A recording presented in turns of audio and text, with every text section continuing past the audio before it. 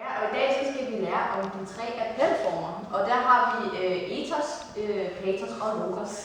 Og ethos, det er en appelform, hvor man bygger på troværdighed. For eksempel har man meget ethos, hvis man er en ekspert på noget. Og hvis man bruger det, at man er ekspert i sine argumenter. Og så har vi patos, som bygger på følelserne. Sådan med medlidenhed, for eksempel med sådan nogle indsamlere på dør til dør, de bygger på de små børn i stedet for på fakta. Og så den sidste, der har vi nemlig fornuften, som bygger rigtig meget på fakta, som for eksempel er undersøgelser og ting som det. Og så har vi jo i dag læst en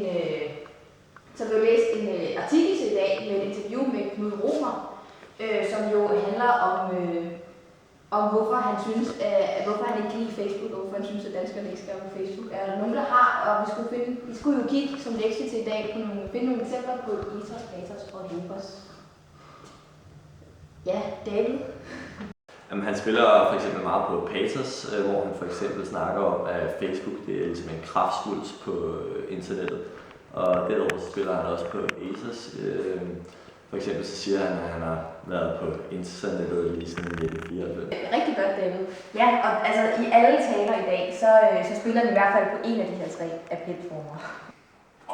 Det må jeg skrive med.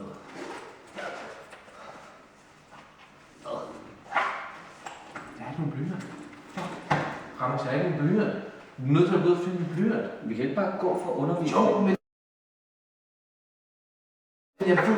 jeg har gået så lang tid i skole, og jeg ved så meget om det. Jeg lærer kun, hvis man har en blyant. Jeg ved det. Lærerne siger det også, og de bliver undervist i det. De ved det, Ramos. Jeg ved det også. Okay. Man skal altså bruge en blyant. Okay, vi går ud og finder en blyant. Vi skal finde en blyant. Vi finder en blyant.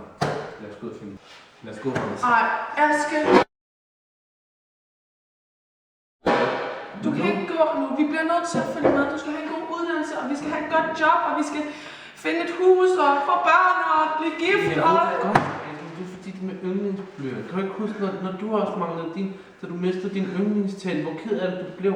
Man bliver bare nødt til at have sin yndlingstænd. Men det er ikke det samme, vi bliver nødt til at... Jo, man skal have sin jeg skal blive nødt til det. Det er min yndlingsblyant, det ved du godt. Aske! Vi bliver nødt til det. Jeg bliver nødt til at få min yndlingsblyant. Jeg bliver nødt til at have min yndlingsblyant. Jeg kan ikke leve uden den. Du ved det godt, når man kan leve uden mig! Nej, Therese, men jeg skal bare ud og finde min yndlingsblyant. Ved du godt. Bare gå! Tak.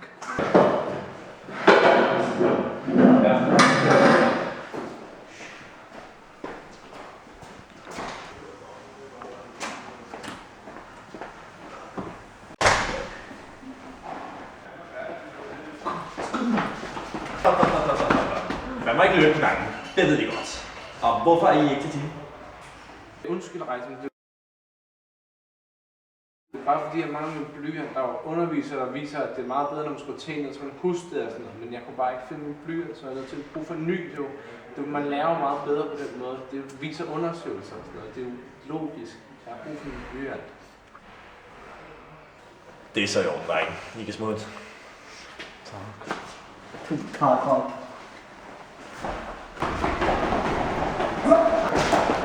Aske, se din blyant. Den lå bare i min lomme, mand. Det er logisk.